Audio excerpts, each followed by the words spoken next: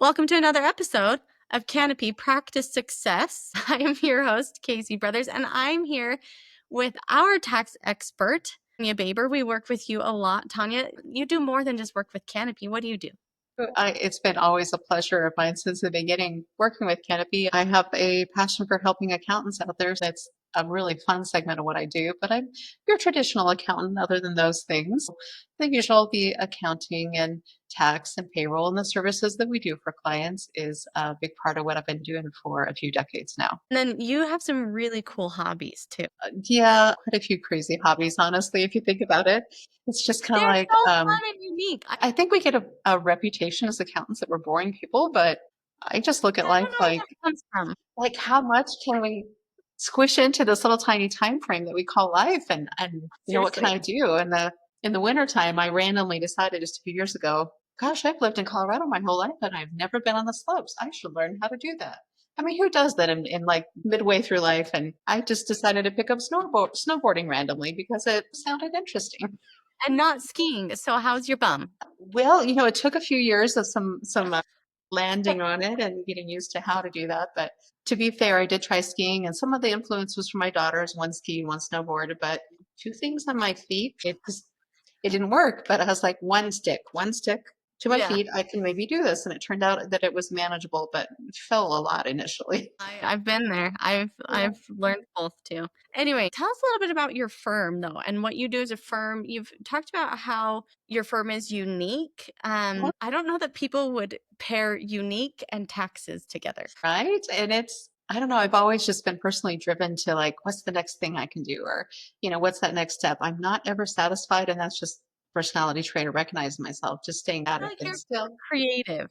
And I feel like this is your right? creative outlet to try and reimagine this, which I love because again, not many people see how you can be creative with taxes. So yeah, talk to us about how you've set up your Absolutely. firm. And it's the way that I set it up. I started out just a solo practitioner and then you add staff and you kind of like grow with that for a while. And I looked at the bigger picture and said, well, what do I really want to do with this growth? And one of those was maybe I can grow by acquisition, where you go and my first acquisitions were a number of years ago. Now we have kind of a little difference in the industry that you don't really have to go out and seek clients or acquire firms. We just have so many coming to us as it is, but started growing and that made me busier. I started out honestly without an accounting degree. I started out really without those fundamentals and said, I guess this is going to be what I do when I grow up. So even while running my accounting firm, I went and got my degree and kind of started learning about tax, which was intimidating at first, but I could see that that's the direction that my clients were wanting help with, and I just didn't feel adequate that I could help.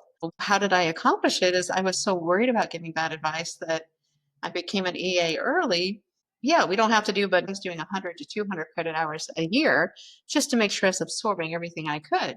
So you kind of truck along and do that for a few years and grow. And it's just kind of like, I think that's a normal progression for a lot of accounting companies. But then I got to the point where it was making me too busy, that I was putting in 80-hour weeks. That was really not where I wanted to be because right off the start, I told my staff that we're going to be kind of an abnormal company. We're only going to do 40-hour work weeks because, as an employer, I'm looking at that going, if we put too many hours in, the productivity sort of just dive bombs.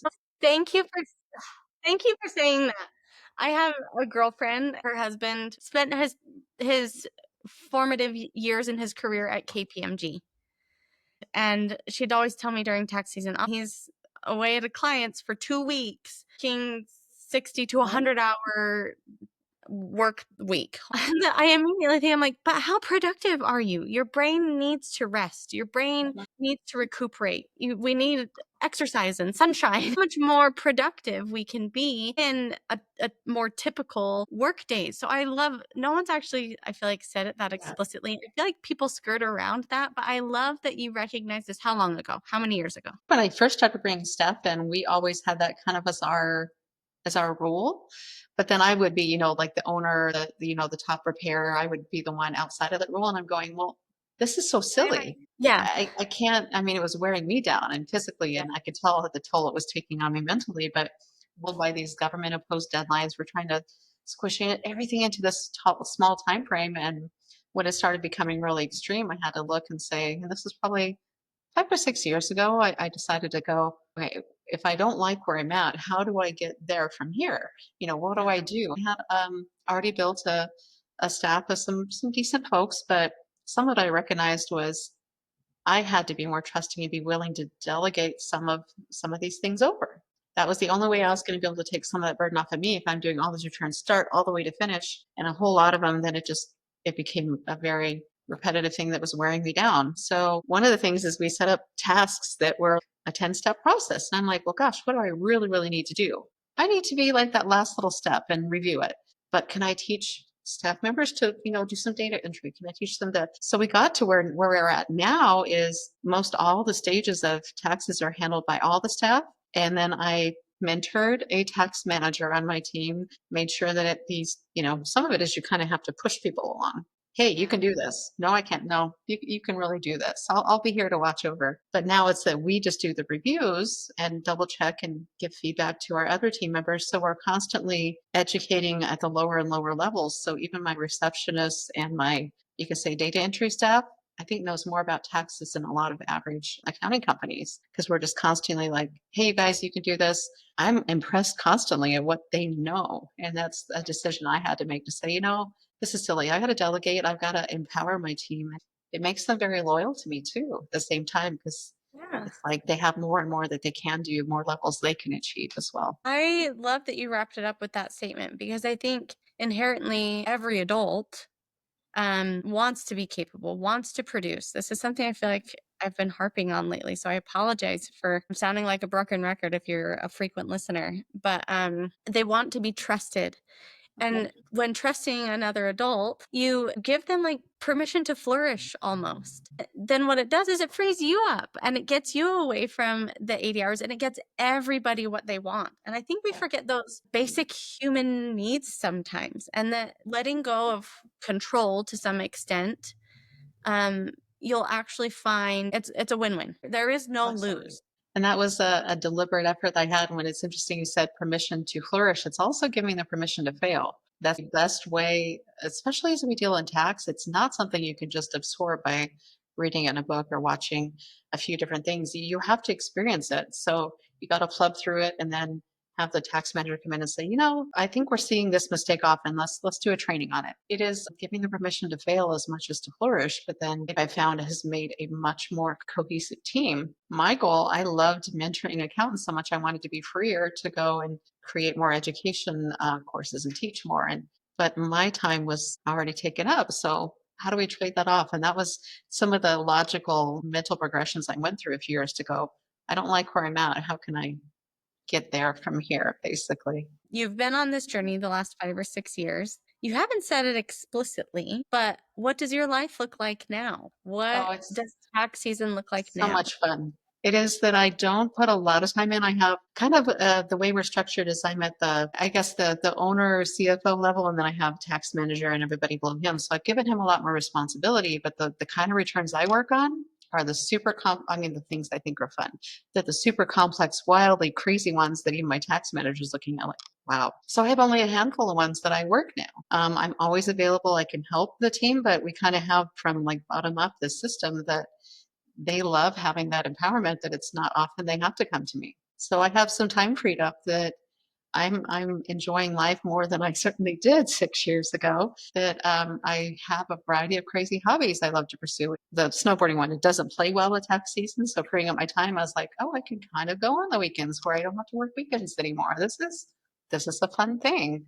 Saying that you can be an accounting firm and offer tax services and not work yourself to death January, Absolutely. February, March. Take a few days off even during tax What? season. It's This unheard of, right? Even heresy. my team, right? And most often it's like you'll hear accounting companies, you do not take any time off between like January 1st and April 15th.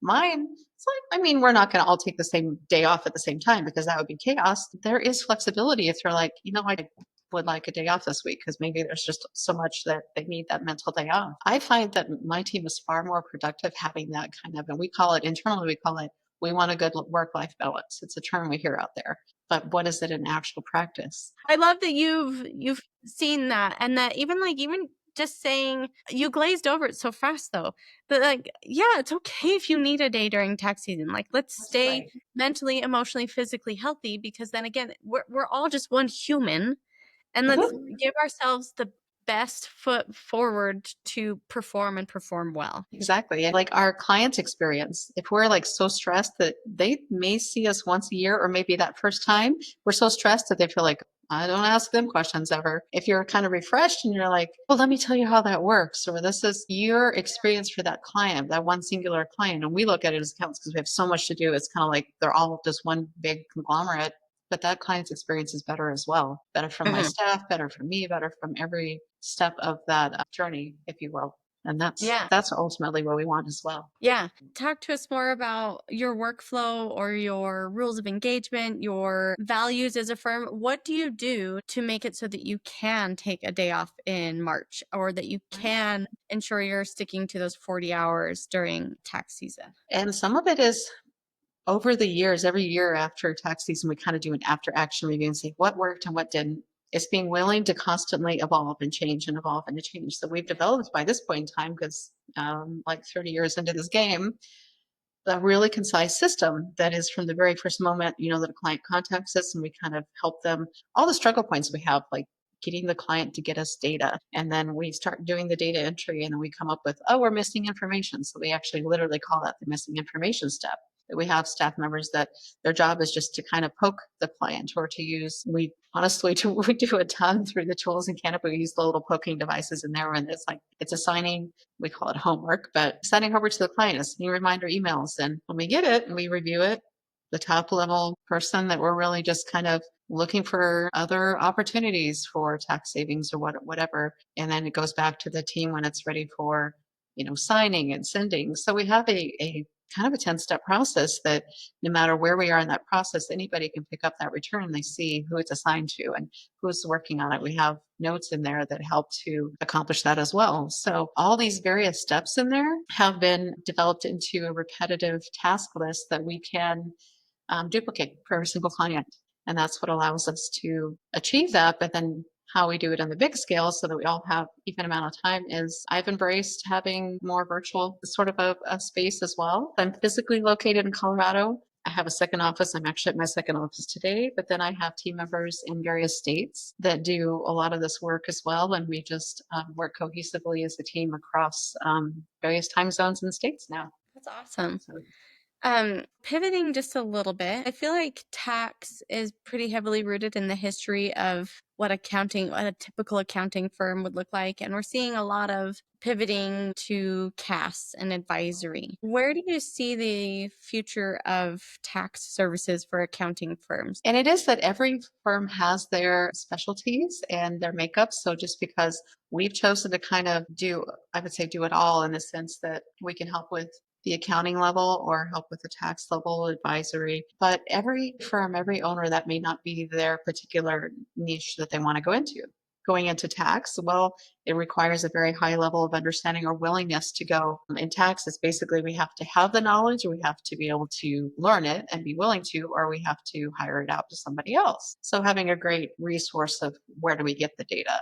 Maybe that's not right for everybody, but where it's going, as I talk with my clients, the more complex the taxes become, the more nervous they become. And some of them, I talked to some, it deters them from even wanting to go and start those businesses. That is a very high value to the business owner, to the individual. Like peace of mind is not something you can even put a value on.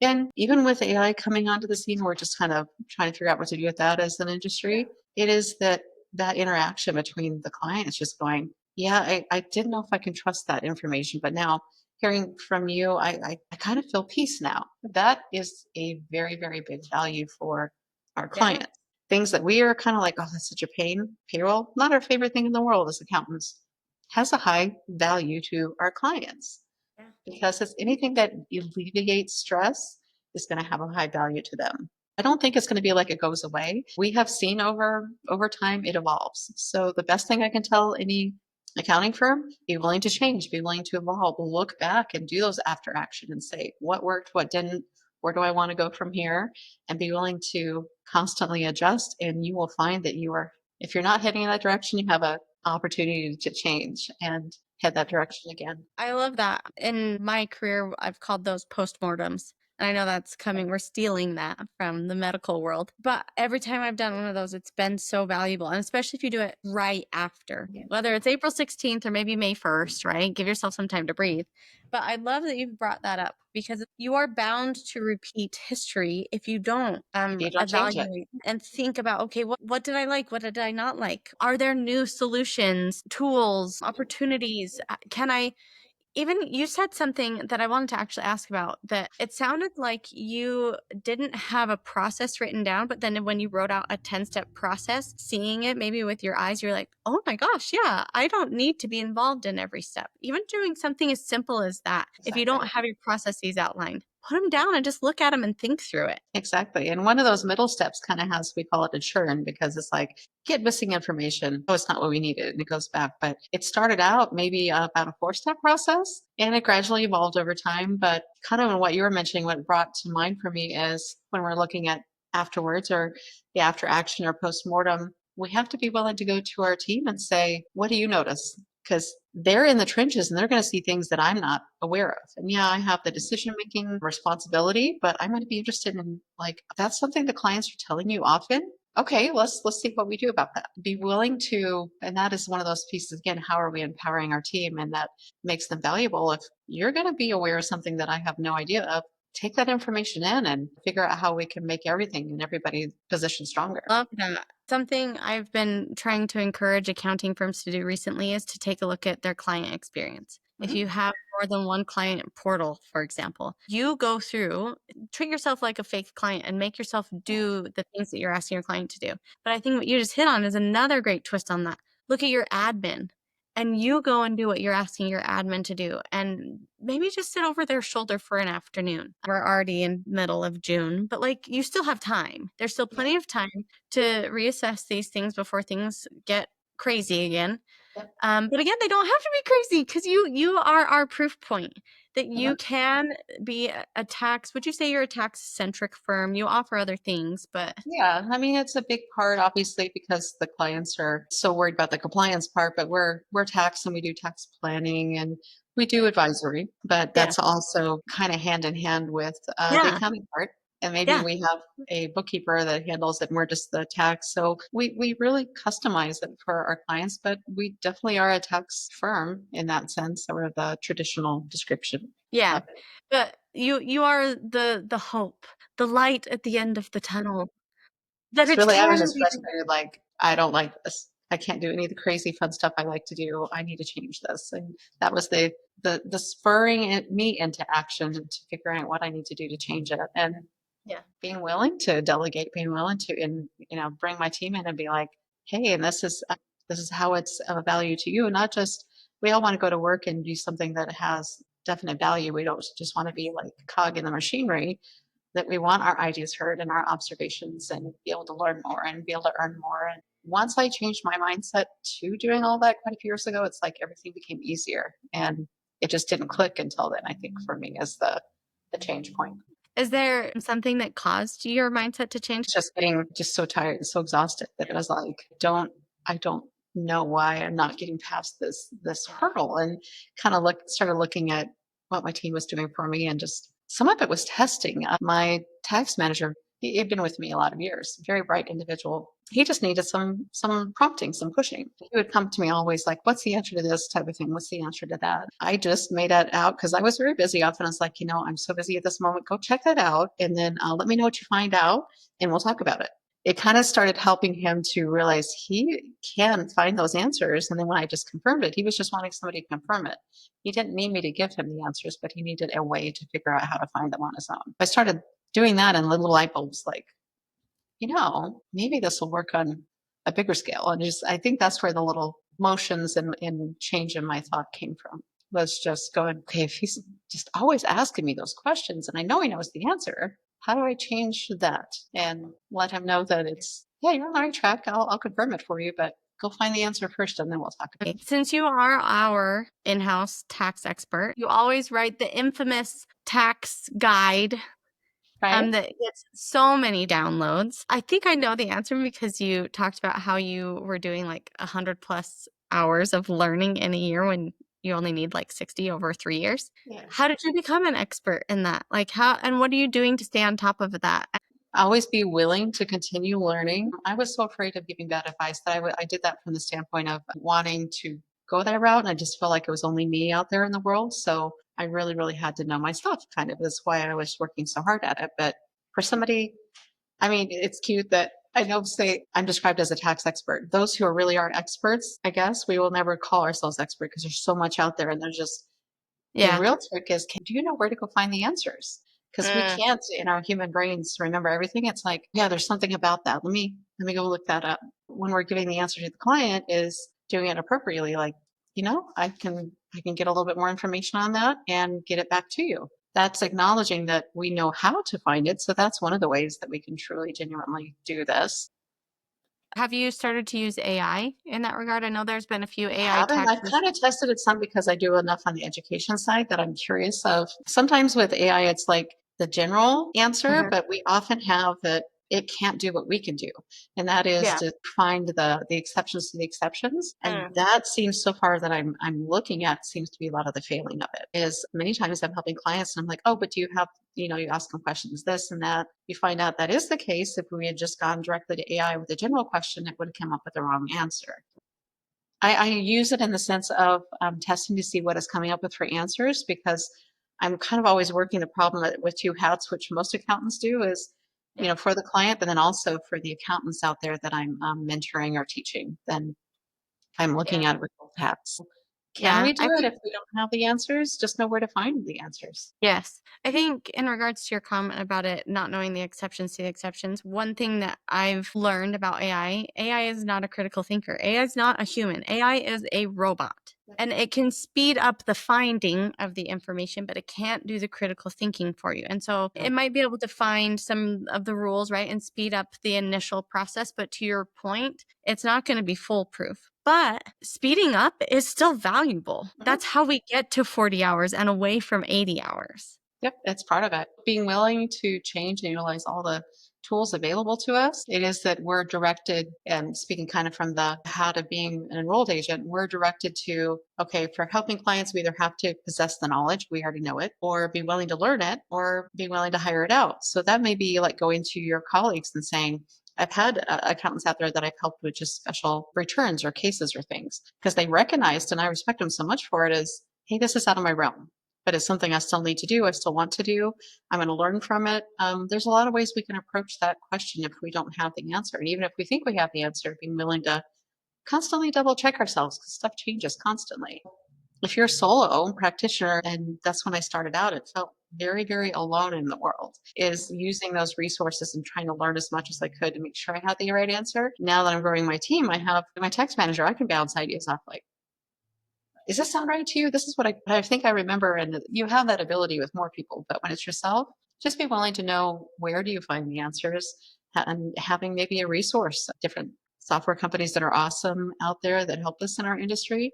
There's a lot of great resources that we don't have to just be us against the world. Yes, I love that. Well, thank you so much for coming on, Tanya. You are a ray of hope and sunshine for all of the people who do taxes. I hope so. Remember that all hope is not lost. We're all in this together, but thank you. I love being able to, in any small way, if I can help somebody else out there, that makes my heart happy. I think you have helped many. You are a I hope great so. mentor and coach, and we appreciate working with you. Always fun. Thank you guys so much.